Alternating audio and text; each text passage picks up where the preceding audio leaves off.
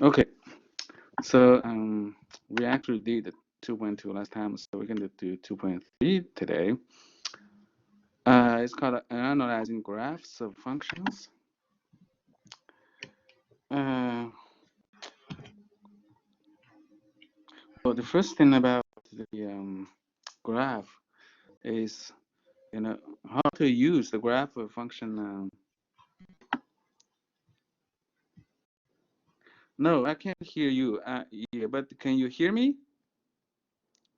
Right, I can't hear you. Please tap. If you have anything to say, please tap.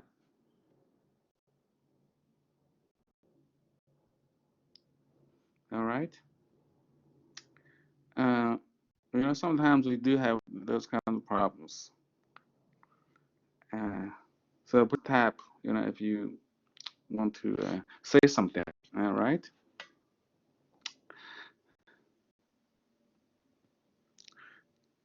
So, how to use the graph to find the information about a function? For example, to find the domain and the range of a function. How do you do that? Um, that's pretty straightforward. So we have a graph in here. So that graph of function, we want to find the domain and the range of this function. All right.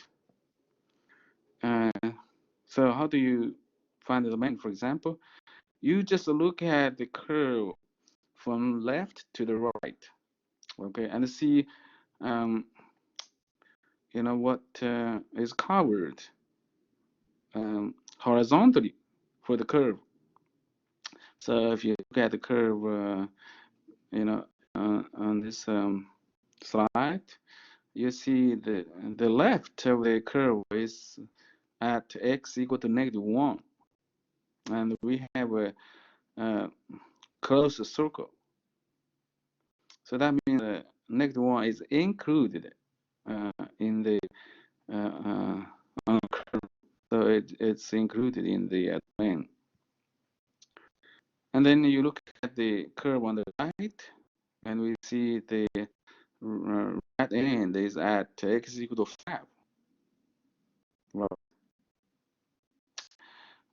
but the problem here is we got the open circle at the x equal to 5 for the right hand point.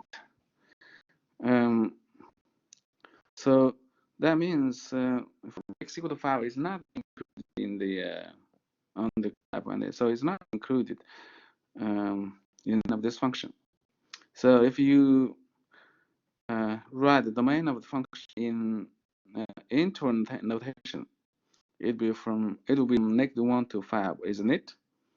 But including -1, not including 5. So we use bracket on the left at -1.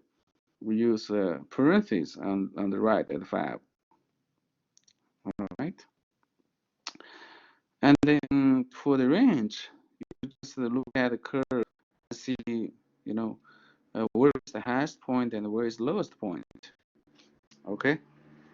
And you see the lowest point is on the right below the x-axis, and the lowest value for the function is -1, isn't it? Okay. And the highest point on the curve is on the y-axis at y equal to 3. So the range of the function will be from -1 to 3. Both points are closed circles, so we use bracket on both sides to indicate the 2 points are included in the range of the function. All right, good. So that's domain. Okay, and the next thing is called the vertical line test for functions. How do you know curve is a function? You can use vertical line test. For example, if we have a curve like this on the graphs, does it give us a function? You just draw the vertical lines and you see, the intersection of the vertical line with the curve is just 1 point. Okay, so in that case, we do the function for the curve. The curve defines a function. You know, for any vertical line, it only intersects the curve the most point. Okay. In that case, we do get a function. All right. So that's the vertical line test for functions. And then the next thing is called the zero of a function. What does it mean by zero of a function? The zeros of a function f of x are the x values for which f of x is 0. So basically try to solve the equation of f of x equal to 0, and the solutions of the equation are called the zeros of a function. For example, if you want to find the zeros of the function f(x) 3x squared plus x minus 10, you just set the whole thing equal to 0, and then solve it. And you can use the method discussed below to factor the left hand side is the trinomial. Do is you multiply the first number 3 and the last number 10. You get negative 30, and then you find numbers where the product is negative 30 and the sum is positive 1. The coefficient for x is 1. And these two numbers will be positive 6 and negative 5, right?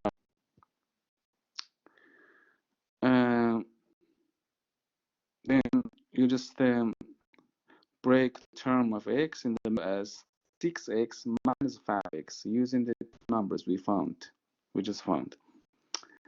And then factor the whole left side by group. You group with 3x squared with 6x, and you group negative 5x with negative 10, and then you factor each part separately.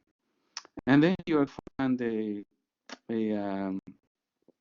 common factor x plus 2. Okay, that we can factor out. And then what is left? It will be 3x minus 5. So we factor the trinomial on the left, and then you just set each factor equal to 0, and then solve it. Okay, so the x plus 2 equal to 0, and 3x minus 4 equal to 0. So x equal to x plus 2 equal to 0, you move 2 to the right, you get negative. So x equal to negative. For 3x minus 4 equal to 0, you just move 5 to the right and divide by 3, you get x equal to 5 over 3. So these are the two zeros for the function f. Negative 2 and the 5 over 3 are the zeros of the function f. Okay. Example 2, g is equal to 10 minus x squared. So again, you just put the function equal to 0 and solve it. This time it's a little easier. You have 10 minus x squared equal to 0, basically. Right? And then you can solve it easily. You can separate the constant and the variables on two sides. So we got the x squared equal to 10, and then you take the root, you get the x equal to positive or negative square root of 10. Okay, so these are the zeros of the function g. Another example, the function h is equal to 2t minus 3 over t plus 5. So we need to solve this equation again and put h equal to 0. So 2t minus 3 over t plus 5 equal to 0. So basically, then you get the numerator equal to 0. When you solve a rational equation equal to 0, you just put the numerator equal to 0, and then 2t minus 3, you can move 3 to the right, you get 2t equal to 3, and divide by 2, you got t equal to 3 over 2.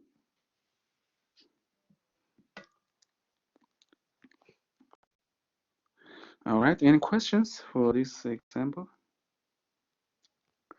Okay, the next example, we talk about the increasing and decreasing functions. All right. This time we have a piecewise defined function. I think we talked about with piecewise defined functions. Sometimes it is very helpful. I mean, usually, and it's always helpful to draw the graph of function before you do anything. Especially for piecewise defined functions, it gives you some idea of how the curve looks like. Okay, you know, you may get confused for the function itself. If you have the function piecewise defined, then you don't have a image for what's going on. So let's just do the example by graphing. Okay, so we want to determine the intervals on which the function is increasing, decreasing, or constant. Furthermore, we need to find the relative extrema of the function.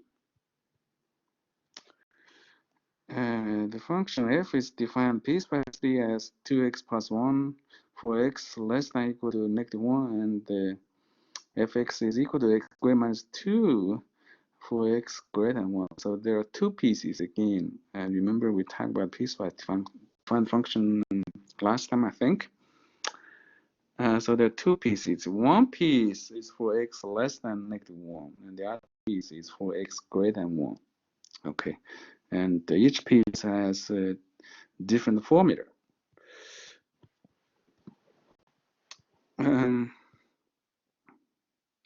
So how do you draw the graph of the piecewise defined function? As I said before, you just draw y equal to 2x plus 1, and you get the 9 with slope 2, and y-intercept 1. But this piece is only valid for x less than or equal to -1. So you are going to just leave the piece of the line on the left of -1 and erase the piece of the 9 for x greater than 1, right? So that's the left-hand piece, and then you get the right-hand piece. Y equal to x squared minus 2. There's a parabola opening up, but there is a y-intercept -2 if you draw the parabola. But again, this is just the right piece. You have to erase the parabola on the left of x equal to -1, so that you only get the half on the right of x greater than -1. Okay, there's a typo here. It should be x greater than -1, not greater than 1. Sorry about it. So if you draw the graph, you're gonna get the curve like this, shown on the slide. And then we want to find where the functions is increasing, where it's decreasing, and where it's constant. Okay, so we can see three regions for this curve. We can cut it into three parts. On the left of -1, the curve is increasing. It goes up, right? So from -1, from negative infinity to -1, the function is increasing, and also the curve goes up from on the right half plane. Excuse me.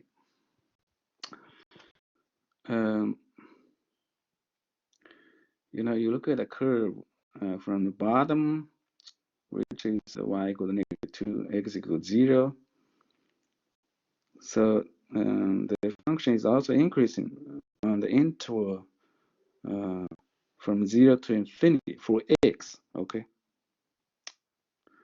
And then in between, we have a part going down from x equal to -1 to x equal to 0. So the function is decreasing on the interval from -1 to 0. All right. So we mean the interval of x values again. Okay. And then we need to find the relative extrema of the function. So you see there are two relative extrema here. One is relative maximum and the other is relative minimum. And the relative maximum occurs at x equal to -1. There's a high point at x equal to -1, and the function value at x equal to -1 is -1 also. So the function attains the relative maximum at the point of -1, -1. And the curve has a minimum at the bottom of the parabola, which occurs at x equal to 0 and y equal to -2. Okay, that's the point of minimum at 0, -2.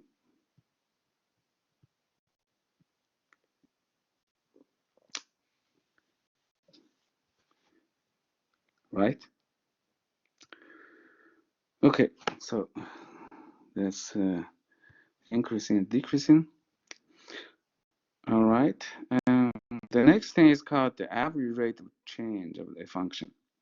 So what does it mean by the average rate of change of a function f from one point x1, y1 to x to another point x2, y2? So it's the average rate of change. So you have to take the ratio of the difference in the function values or y values divided by the change in x of the 2 points.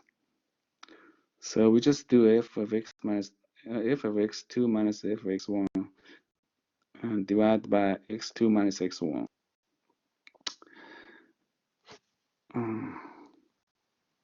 Okay, so let's do a couple of examples. Find the average rate of change of the function f equal to x cubed minus 3x. A from x1 equal to -2 to x2 equal to -1, and b from x1 equal to 0 to x2 equal to 1. All right.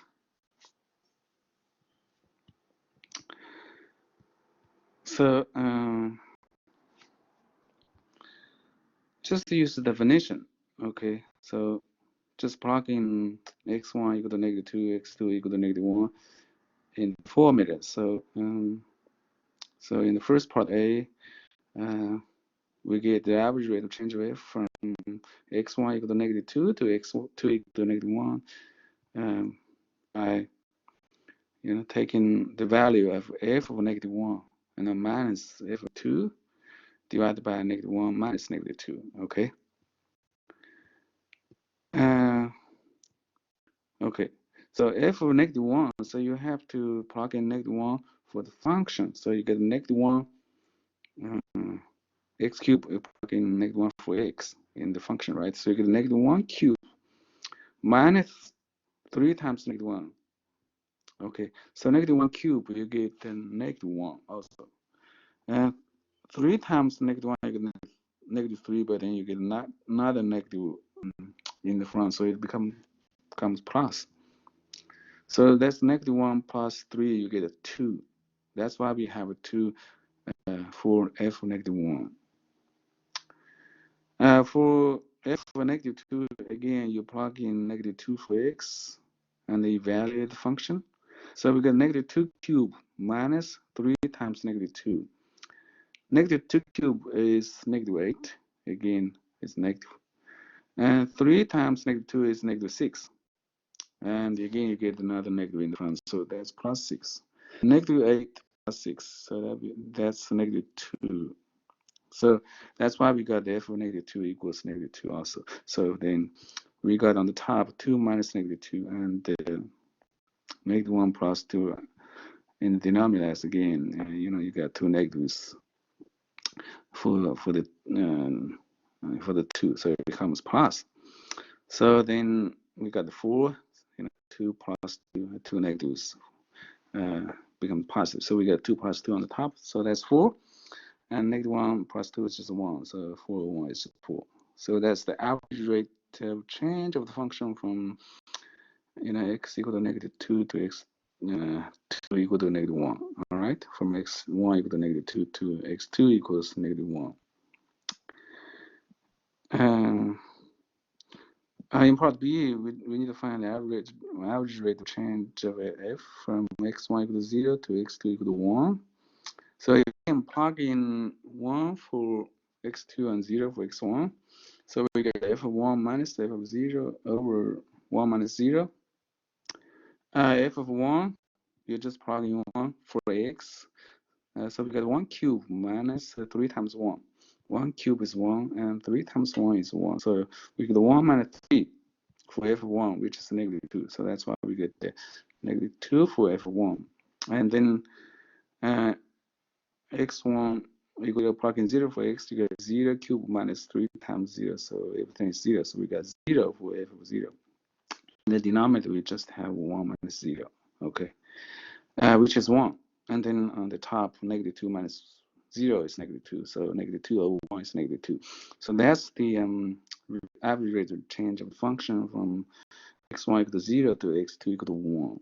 And you plot the graph of the curve of those points. Okay. You can see from the point of -2, -2 to -1 to 2. That's part A, right? Okay. You draw the line through those 2 points, you get the the line with a positive slope is increasing.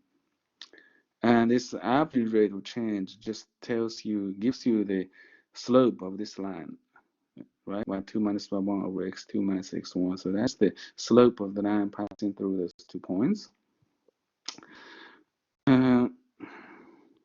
On part B, again, you can find the 2 points 0, 0, that's x1, y1, and 1, -2, that's x2, y2. And then connect those 2 points to get a line. And then f of x2 minus f of x1 over x2 minus 1 is just the slope of that line. That's y2 minus y1 over x2 minus x1 again. Okay. So the average rate of change of f it just gives you the slope of the second line. We call this second lines. Okay. The line passes through 2 points on the curve. It's called the second line. So the average rate of change of f just gives a slope of second line. All right. Okay. So this you're gonna see this quite a bit when you do more math courses, especially in calculus later if you need to take calculus courses. So let's just do another example of average rate of change, but this time we consider a real life example. It says here the distance is in feet is a moving car is moving from the spotlight is given by the function s of t equals 20 times t to the 3/2, where t is the time in seconds. I skip the t. I need to put in here. T is the time in seconds. Okay. So we need to find the average speed. Oh, there's another type on here. It should be SPEED instead of SPPED. Find the average speed of the car. A from t1 equal to 0 to t2 equal to 4 seconds. B from t1 equal to 4 to t2 equal to 9 seconds. All right.